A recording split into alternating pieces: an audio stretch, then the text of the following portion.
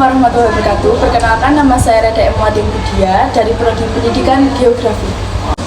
Di sini saya akan menyampaikan pidato tentang saya muda dan saya bangga berbahasa Indonesia. Bahasa Indonesia adalah bangsa yang besar dengan keberagaman suku bangsa terbesar di dunia dan dilengkapi dengan penggunaan bahasa yang tiap suku memiliki ciri khasnya masing-masing. Ada suku Dayak, Jawa, Taroja, Batak, Bugis, Aceh, Betawi, Manado, dan lain-lain. Suatu bahasa bagi kita, bahasa Indonesia terlepas dari keberagaman bahasa tersebut. Hanya bahasa Indonesia sajalah bahasa pemersatu kami.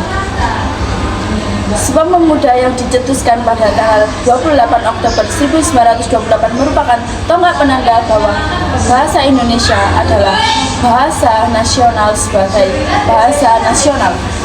Bahasa Indonesia mempunyai fungsi sebagai lambang keberagaman nasional, lambang identitas nasional, alat penyutun berbagai bahasa Indonesia dengan latar belakang sosial budaya dan sosial berbeda, serta sebagai alat perhubungan antar daerah dan antar budaya.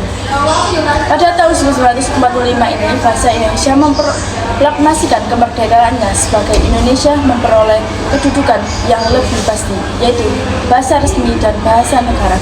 Sebagai bahasa negara, bahasa Indonesia berfungsi sebagai bahasa resmi kenegaraan, bahasa pengantar di dunia pendidikan, alat penghubungan pada tingkat nasional untuk penantian, perencanaan, dan pelaksanaan pembangunan, serta alat pengembangan kebudayaan, ilmu, pengetahuan, dan teknologi. Setelah kemerdekaan, bahasa Indonesia memasuki periode baru selain sebagai bahasa pergaulan dan perhubungan bahasa. Indonesia juga dikembangkan menjadi bahasa ilmu sosial, politik, hukum, dan sebagainya. Pada tahun 1954 diadakan Kongres Bahasa Indonesia kedua dan tahun 1972 Presiden menyatakan pengajaan baru Indonesia. Tahun 1978 dan selanjutnya di Kongres Bahasa Indonesia ketiga dan 5 di Jakarta. Dalam kongres ini dihasilkan beberapa kesimpulan atau usul sehubungan dengan masalah-masalah di bidang bahasa, pengerjaan bahasa, dan pendidikan bahasa dalam kaitannya dengan kependudukan dan fungsi bahasa Indonesia sebagai bahasa nasional. Selain itu, bulan Oktober ditetapkan sebagai bulan bahasa. Kita patut bangga sebagai bangsa Indonesia.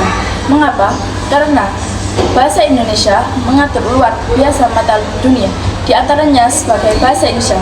Kedudukan di angka 3 Asia dan perangkat ke-28 di dunia, dijadikan bahasa resmi kedua di Vietnam, paling populer di Australia dan di negara matahari. Terbit didirikan pusat-pusat studi bahasa Indonesia. Saat ini beberapa universitas di Jepang yang membuka jurusan bahasa Indonesia, antara lain Universitas Kalian Asing di Tokyo, Universitas Tenki, Universitas Kajian Asing Osaka, Universitas Songhi, dan Universitas Satsuna sementara yang mengajarkan bahasa Indonesia sebagai mata kuliah pilihan dan lebih dari 20 perguruan tinggi di Jepang.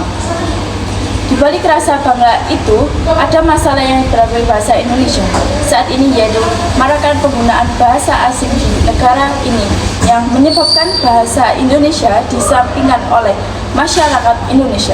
Penggunaan bahasa asing ini tidak hanya pada bahasa tulis seperti banyak tertera pada nama-nama mall, perumahan sebagai merek produk dan lain sebagainya, tetapi juga penggunaan bahasa asing dalam berbahasa lisan, bahkan dalam dunia pendidikan. Contohnya, kita sering menggunakan kata tercita, mati terpanting soal lodge, mods, dan hodge, padahal masih ada kata rapat, teknik ditunda, dan soal menunda, sedang lain sulit.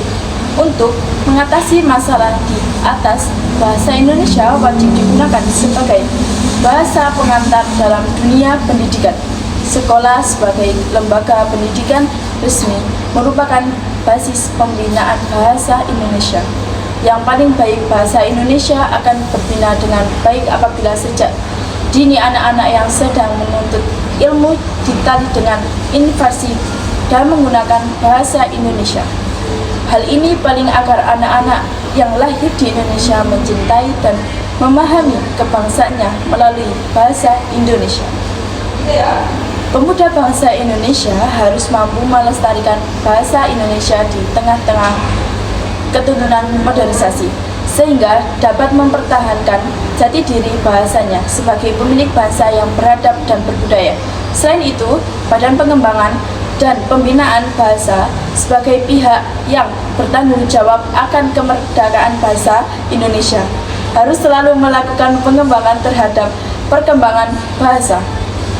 Kita sebagai warga Indonesia harus setia dan bangga untuk tetap menggunakan bahasa Indonesia. Bagaimana kita dapat menunjukkan kebanggaan sebagai orang yang Indonesia apabila kita tidak bangga menggunakan bahasa Indonesia? Oleh karena itu, banggalah bahasa Indonesia. Sekian dari saya. Assalamualaikum warahmatullahi wabarakatuh.